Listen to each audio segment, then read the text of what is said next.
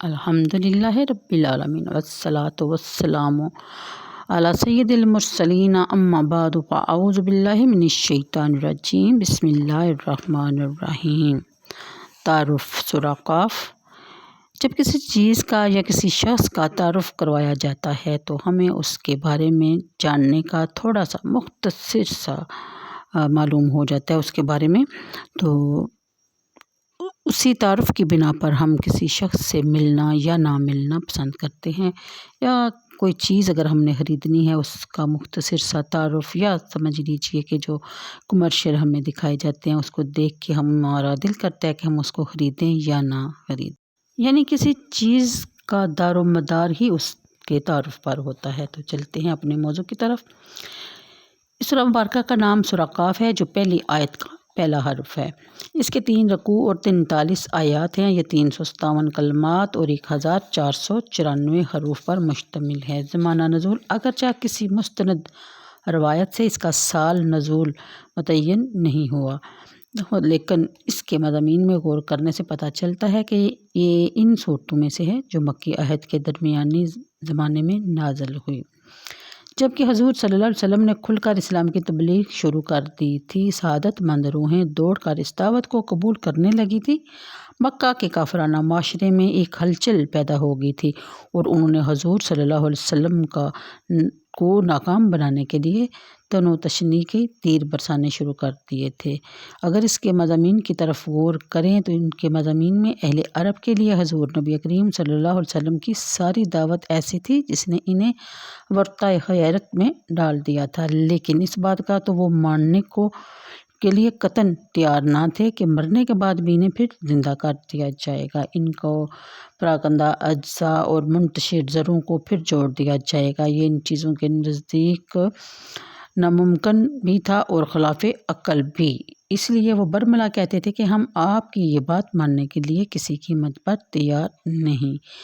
انہیں بتایا جا رہا ہے کہ بے شک یہ کام از حد دشوار اور از بس مشکل ہے۔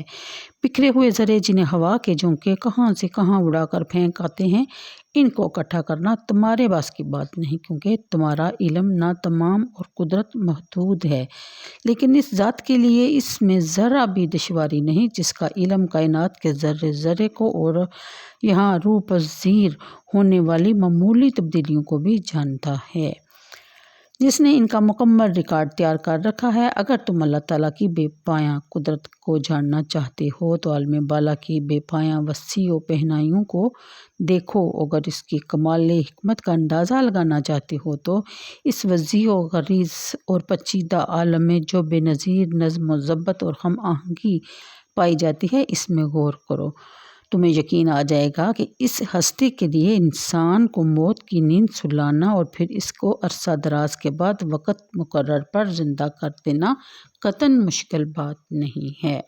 اور پھر جدید ماہرین فلکیات کی تحقیقات کے مطابق یہ نظام شمسی جس میں ہمارا کرہ زمین بھی ہے، یہ ایک کہکشاں کا حصہ ہے، یعنی گلیکسی۔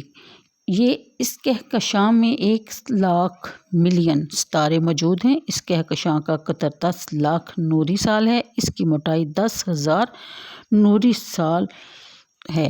سورج کہکشاں کے مرکز سے 25 یا 30 ہزار نوری سال دور ہے۔ سائنسدان تسلیم کرتے ہیں کہ کائنات کی وسطوں کا اندازہ لگانا ان کے امکان سے خارج ہے۔ ابھی تک انہوں نے کائنات کی ایک حقیر سے حصے کا مشاہدہ کیا ہے، لیکن یہ مختصر حصہ بھی اتنا ہے کہ اگر کوئی شخص روشنی کی رفتار یعنی 1,86,000 میل فی سیکنڈ سے سفر کرے تو اس کی سرحد تک پہنچنے کے لیے اسے 6,000 ملین سال درکار ہیں۔ ملین سال! سبحان اللہ، سبحان اللہ! کب سے کب دنیا قائم ہے، ابھی تک اس کی گہرائیوں تک کوئی نہیں پہنچ سکا۔ تو دعوے دیکھو، یہ کہکشاں جس سے ہمارا تعلق ہے نسبتاً چھوٹی ہے، اس کے علاوہ ہزاروں ملین چھوٹی بڑی کہکشائیں ہیں۔ اس چھوٹی سی وسط کا اندازہ لگائیے کہ زمین سے چند 2,40,000 میل دور ہے۔ سورج زمین سے 9.5 کروڑ میل دور ہے، اس کا قطر 8,65,000 میل بتایا جاتا ہے اور زمین سے 12 لاکھ گنا بڑا ہے۔ آسمان اور زمین کی وسطوں کا ذکر کرنے کے بعد فرمایا تبصراتم و ذکر لکل عبد منیب، کاش وہ امت جو حامل قرآن ہے، وہ نوجوان جو غلامی مصطفیٰ قدم برتے ہیں، وہ اہل علم طلبہ اور اساتذہ خواب ہر گوش سے بیدار ہوں، تحقیق و تجسس کو اپنا شعار بنائیں، اسرار قدرت کے نقاب کشائی میں ہمت مردانہ کا ثبوت دیں۔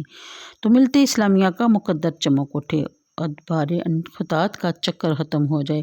منکرین قیامت کو تنبیہ فرمائی کہ جس سرکشی اور ہٹ درمی کا تم مظاہرہ کر رہی ہو، اس سے پہلے بھی چند قوموں نے یہی طریقہ اپنایا تھا، انجام کار تباہی اور بربادی تھی۔ کیا تم بھی اپنا یہی انجام دیکھنا چاہتے ہو؟ اس حقیقت کی وضاحت بھی کر دی کہ اللہ تعالیٰ بندوں سے دور نہیں بلکہ ان کی شارگ سے بھی اور زیادہ قریب ہے۔ کسی کی کوئی حرکت نہ اللہ تعالیٰ سے مخفی ہے، نہ کوئی شخص اللہ ہر وقت دو فرشتے دائیں اور بائیں تمہارے ساتھ مقرر کر دیے گئے ہیں جو تمہارے اقوال اور اعمال کا ریکارڈ تیار کر رہے ہیں۔ سورت کے اختتام سے پہلے فرمایا، اے حبیب آپ ان لوگوں کی یا وہ گویوں اور خرزہ سرائیوں سے رنجیدہ حاضر نہ ہوا کریں بلکہ صبر کا دامن مضبوطی سے پکڑے رہیں، صبح شام ہر وقت میرا ذکر کرتے رہیں اور میری تسبیح کرتے رہیں، یقیناً کامیابی آپ کے قدم چومے گی۔ امید کرتی ہوں کہ آپ کو یہ مختصر سا تعارف بہت پسند آیا ہوگا اور آپ میری نیکسٹ ویڈیو کا انتظار کریں گی۔ اللہ حافظ۔